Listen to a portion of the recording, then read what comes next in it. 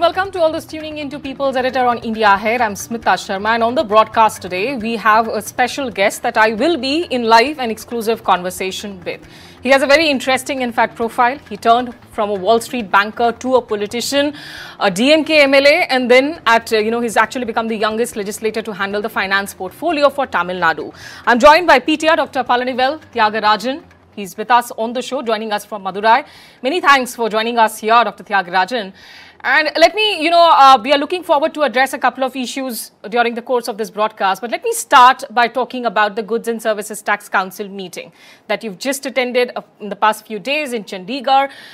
When you look at the GST Council today, the Finance Minister Nirmala Sitharaman, in an interview, she said that the trust is intact between the centre and the state. Is that a feeling that you share? Is that the sentiment that you share when it comes to the crucial GST meeting, given that a lot of taxes have now been levied, even including a 5% on hospital beds, something that eyebrows have been raised about?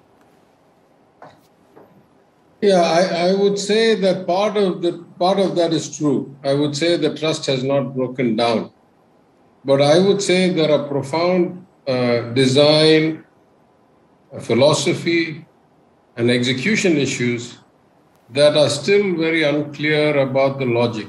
For example, it is supposed to be a federal body. It is supposed to make decisions collectively.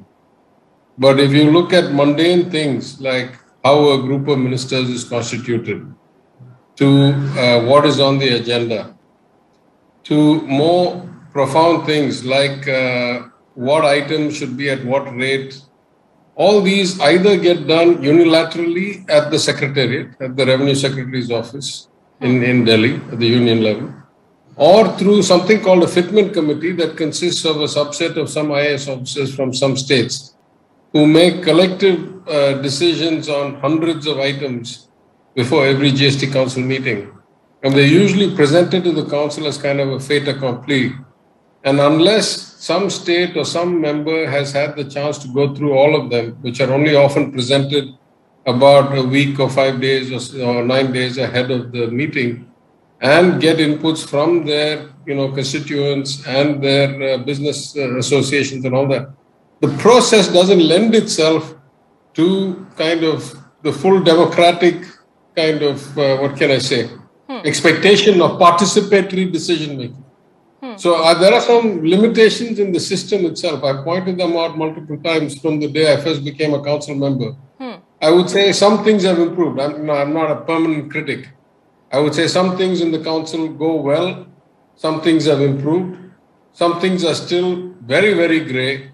And some things are simply not talked about at all. So any one suggestion as to how to make it more participatory? Because on the other side, if I may just wear the devil's hat, and say that in India, when you also talk about participatory democracy, sometimes decision-making processes can get very much more lengthened as well. So what is the one step to ensure that you're taking steps, but within fixed deadlines, but in a more rational way? The easiest answer I can give you is to create more and more subcommittees or what they call group of ministers. Every single time there has been a group of ministers appointed in the 1 year that I've been there, the collective outcome of that group of ministers has had kind of widespread acceptance in the broader council. And in my mind, it ticks all the boxes. It is determined by individuals who are elected by the public and who are in their seat as politicians, and therefore the policy determiners according to the Constitution. As best I can tell, none of these committees has descended into partisanship. They've always looked at the greater good. And they've usually come back with considered and detailed analyses, which are, as you say, difficult to do when there are 31 people in the room talking about a complex issue. It's much easier when there's 4, 5, 6, 7 people, and these are all well-meaning people. Now, that may not be the answer to all problems because I'm asking profound questions, like I said. If the GST compensation is to continue or not, surely that is a decision that the GST Council should make, not that the Union Ministry or that some individual should make and then kind of tell the GST Council, yes, it's done, right? So I think the design of GST itself leaves a lot of gray areas, and that's what the Supreme Court judgment that you saw last month on the shipping case basically showed, that the recommendatory powers of a statutory body like a GST Council cannot supersede or overwhelm the legislative powers of constitutional bodies like legislatures and the parliament, which consist of elected people. At least in a democracy, that doesn't work.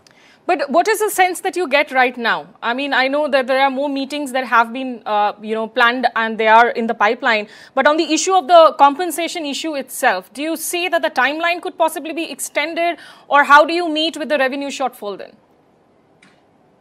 See, there are three components that I see as necessary for the extension of the compensation. One is that the cess should continue. That was going to continue anyway, and the union government has now unilaterally announced, without bringing it to the council, that the original continuation till 25 is now extended to 26. The second is that the dues payments are always 1 or 2 months late because of the actual accrual and the accounting and the auditing and all that. So we have not yet got paid our compensation numbers for the month of June. Even the May numbers were just on estimates and so forth. So really the deadline for whether or not there's going to be further compensation after June 30th can be taken as late as probably mid or late August or even early September. And it won't affect the kind of continuity of payments. Okay. But again, I say that if it is truly a federal body, and if the law is and the constitutional amendment enacted for the GST is to be followed in principle, the decision must be made by the council. Okay. Now, as best I can tell, almost every state in the council, including BJP-run states, generally ask for compensation. And as best I can tell, no state outright said that they should not continue to extend it. Some states kept quiet. So, I understand all the kind of pluses and minuses. And I understand that it may not be possible using the old formula of compounding at CAGR of 14% from 2017 onwards, considering we had 2 years of pandemic. But in my opinion, the consequences of not continuing the compensation will be devastating, at least for some states. Okay. And I don't think the union government would want that on their kind of conscience. What's really interesting, right, for all the kind of talk of cooperative federalism, what's really interesting is if you see in the last couple of weeks, or maybe last 10 days since the GST Council, much of the angst in the public is directed at the union government. Even though it's the GST Council that's officially on record having made certain decisions or certain kind of changes. Right. The public kinds of understands, right, that though it's said as federal, at the end of the day, there is one kind of superpower. And even the Supreme Court judgment, commented on that. That if you have to have a 75% majority and the union government has 33%, then it's almost impossible to kind of go in any direction without the union government's either explicit support or explicit lack of opposition. You know what I mean?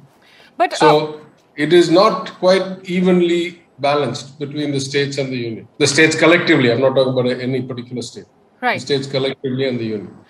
Just a final clarification on the GST issue then. So is this why, because you have recently made a statement saying that the states, because of GST, feel like they're being reduced to municipalities. Is your state feeling shortchanged when it comes to the... No, but let's be clear. That was not in relation to GST alone. Okay. I'm talking about three different aspects. GST took away the bulk of indirect taxation powers that were vested with the states in the Constitution. Okay. But there was already 100% of direct taxation left with the union government. And the 2 or 3 variables that really make a change beyond the GST. Number one, the extent of total tax collection that goes as cesses and surcharges and don't go into the divisible pool. Number two, the extent of strings attached. The tied versus untied component that comes from the union government. The tied component has greatly increased. Okay. And become almost 2/3 of all payments, and the untied component has dropped dramatically. So basically, they're dictating policy through their bank account. And number 3 is the union government legislating or otherwise including into state subjects in the Constitution, in the farm laws, in the education policy, in the minor ports bill, in the dam security bill, in all these things. Now they say they have a minister for cooperation. Cooperation is state subject in the Constitution. So you have the union government trying to take control of 100% of the money, take 100% of the policy, then what are we left to do? Why is there an elected level called the state government, right? Okay. That's all I mean.